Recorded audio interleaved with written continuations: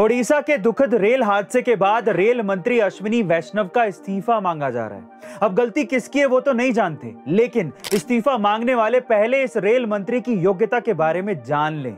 Rail मंत्री अश्विनी वैष्णव BTech electronics में gold medallist हैं।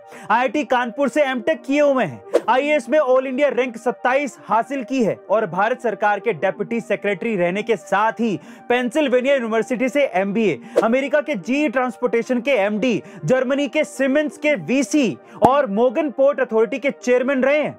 साथ ही VG auto component private limited और 3T auto logistic private limited की स्थापना भी इन्होंने की है और अब केंद्रीय रेल मंत्री और टेलीकॉम मंत्री हैं, जिन्होंने 5G का सबसे बड़ा रोल आउट, वंदे मातरम और मॉडर्न ट्रेन की सोच दी है। इस व्यक्ति की इतनी योग्यता के अलावा कर्तव्यनिष्ठ, ज्ञान, समर्पण, देशभक्ति और अपने काम के प्रति पैशन इन्हें बाकी पुराने रेल मंत्रियों से अलग बनाता है।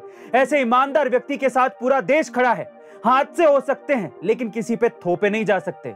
आपका इसके बारे में क्या कहना है कमेंट सेक्शन में जरूर लिखिएगा।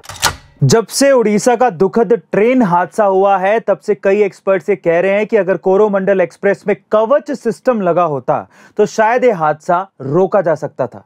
पर आखिर एक कवच सिस्टम है क्या? अब कवच सिस्टम के बारे में जानते हैं। दरअसल जब भी कोई ट्रेन किसी दूसरी ट्रेन से टकराती है तो उसके सिर्फ दो कारण हो सकते हैं। या तो इस ट्रेन के ड्राइवर से कोई सिग्नल मिस हो गया हो या फिर ट्रेन के सामने विजिबिलिटी बिल्कुल ही कम हो। ऐसी सिचुएशन में ट्रेन हादसों को रोकने के लिए रेलवे ने एक सिस्टम बनाया है जिसका नाम है कवच सिस्टम, जिसमें इलेक्ट्रॉनिक और रेडियो फ्रीक्वेंसी डिवाइसेस ट्रेन और ट्रैक पर लगाए जाते हैं, जिससे जब भी कोई दो ट्रेन एक ही पटरी पर चलकर आमने सामने आ जाती है तो दोनों ही ट्रेन में लगे कवच सिस्टम की वजह से दोनों में ऑटोमेटिक ब्रेक लग जाते हैं और ट्रेन हादसा होने से बच जाता है। लेकिन कोरोमंडल एक्सप्रेस में यह सिस्टम नहीं लगा हुआ था, जिसकी वजह से हादसा हुआ, ऐसा कहा जा रहा है। वैसे गाइस, आपको क्या लगता है कमेंट सेक्शन में जरूर लिखिएगा।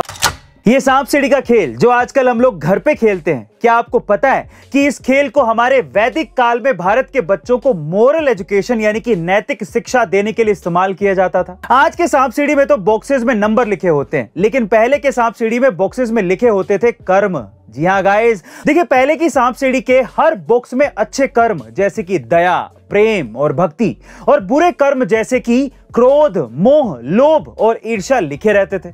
अच्छे कर्मों पर सीढ़ियां बनी होती थी जो आगे बढ़ने में मदद करती थी और बुरे कर्मों के आगे होते थे सांप जो खींचकर नीचे ले आते थे। इस गेम का फाइनल डेस्टिनेशन होता था मोक्ष, बिल्कुल हमारे सामान्य जीवन की तरह, जिसमें सीढ़ियों से ज्यादा सांप हुआ करते थे। अब अंग्रेजों के बीच में यह खेल 1890 में बहुत ज्यादा लोकप्रिय था, लेकिन वो इसके मोरल वैल्यूज को कभी समझ ही नहीं पाए और समय के साथ साथ मोरल वैल्यूज की जगह ले ली नंबरों ने। हमारे वैदिक इतिहास में ऐसे बहुत से तरीके हैं जिसके द्वारा बच्चों को बहुत रोचक तरीके से अच्छी शिक्षा दी जाती थी, पर अंग्रेजों ने सब बर्बाद कर दिया। आपका इसके बारे में क्या कहना है कमेंट सेक्शन में जरूर लिखिएगा। मिलता है अगली वीडियो में।